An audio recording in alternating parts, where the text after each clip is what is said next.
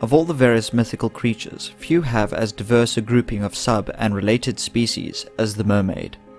From water nymphs to sprites, many aquatic humanoid creatures bear striking resemblance to the mermaid, and indeed often share morphological and behavioral aspects with the mermaid and each other.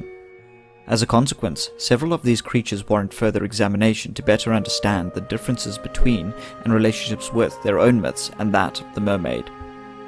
One of the oldest mermaid-like creatures is the siren.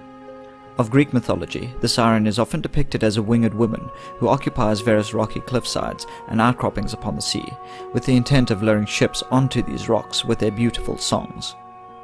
Already the similarities between the mermaid and the siren can be seen in their malicious nature and irresistible voices. However, as mentioned, the morphological differences are quite striking. Where the mermaid is more fish-like, the siren is instead rather avian. This is mostly due to a difference in origin of the creature. The Sirens were originally the companions of the Greek god Persephone, who was kidnapped by the god Hades. These companions were given their wings in hopes that they might halt Persephone's kidnapping.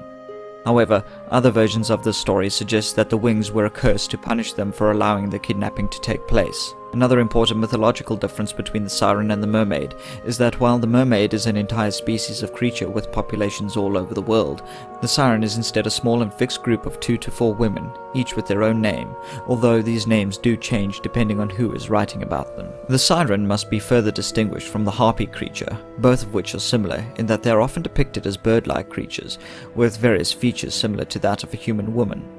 The harpy differs in nature, as it is often described as occupying the tops of mountains and hills, similar to many raptors. What's more is that the word harpy comes from the Latin word for snatcher, and this is certainly what the creature did, as it would often steal food from people mid-consumption. Additionally, while the siren and mermaid are more closely connected to ocean and water, the harpy is more closely connected to higher inland areas, and are often thought of as being related to wind spirits. Another creature important to the myth of the mermaid is the Ondine, an aquatic creature which is usually depicted as a female human. The Ondine is the progenitor of various mythical creatures such as water nymphs and sylphs. In fact, with the siren, many aspects of this creature influenced our modern conception of the mermaid. The Ondine is a creature often associated with alchemy, and is the avatar of the classical element of water, a famously female element. However, it was later replaced by the water nymph and Naiads as the culture surrounding alchemy evolved and changed. Like mermaids, Ondines have beautiful singing voices that are often heard being carried over large bodies of water. However, unlike the mermaid, they do not seek to harm anyone approaching them. Rather, they hope to attract a human man so that they might marry them. The reason for this strange goal is that the creature lacks a soul, and through marriage with a human being, they would supposedly earn one. Their offspring with humans often bear some kind of distinguishing mark on their person, which varies from individual to individual, but usually takes the form of some kind of birthmark on the neck. The Ondine is perhaps the progenitor of the more sociable and pleasant aspects of the mermaid, which introduces the idea that the creature isn't entirely malicious, and it is capable of amicable and even romantic relationships with humans. Indeed, this passivity has influenced other water sprite creatures, such as the Naiad and Rusalka. Of Slavic tradition, the Rusalka is a type of mermaid vampire with a beautiful singing voice in the form of a woman. It is often seen frolicking around small bodies of water, and traditionally heralds the coming spring. And, although this creature is far less dangerous than the siren, one must nevertheless be cautious around it. The Naiad is also very similar to the Rusalka, but has a somewhat different personality. Although this creature isn't overtly dangerous, it is prone to fits of jealousy, and the Greek hero Helios was supposedly taken and accidentally drowned by these creatures, who were fascinated by his beauty, thus demonstrating how these supposedly soulless creatures are similar to psychopaths, as they appear to be unable to comprehend mortality in others.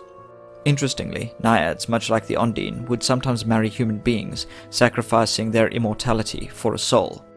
They would also occasionally have animal sacrifices made out to them. Usually an animal was drowned in a body of water that the Naiad was thought to reside in, and this would supposedly grant some sort of boon.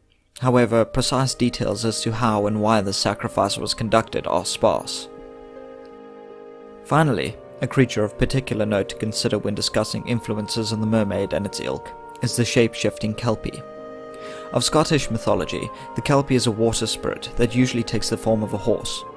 Interestingly, even though it is able to take any form it so desires, the kelpie nevertheless retains its horse's hooves whenever it transforms itself into anything besides its equine form. Occasionally, it will take the form of a human being, but it is often male, although most artistic depictions of a kelpie portray it in a female form. Violent and aggressive, the kelpie often sought to kill anyone who approached its haunts. However, the creature wasn't at all invulnerable. Supposedly it could be tamed if some brave soul ventured near enough to brand a crucifix onto the creature while in its horse form. In doing so, the brander would gain a powerful workhorse that could push heavy millstones and perform all manner of tasks that would otherwise overwhelm a normal horse. The shape-shifting ability of the kelpie is perhaps what sets it apart from other similar creatures, in that it most closely represents the classical element of water, and that its form is fluid and ever-changing. Despite the brevity of this look into water spirits and other aquatic mythical creatures, it is nevertheless obvious to see how they all share very similar traits, from their female form to their beautiful voices, and even their propensity for drowning or falling in love with humans. The mermaid and many similarly inspired creatures together paint a very interesting picture of humanity's relationship with the ocean and water. Tranquil and raging, alluring and harrowing, giving life and taking it away. Our relationship with water is as complex and varied as the creatures we mythologize to represent it. And although the myths may evolve and change with our cultures and civilizations, one thing has always held true. Water will forever be a mystical and spiritual substance for humanity.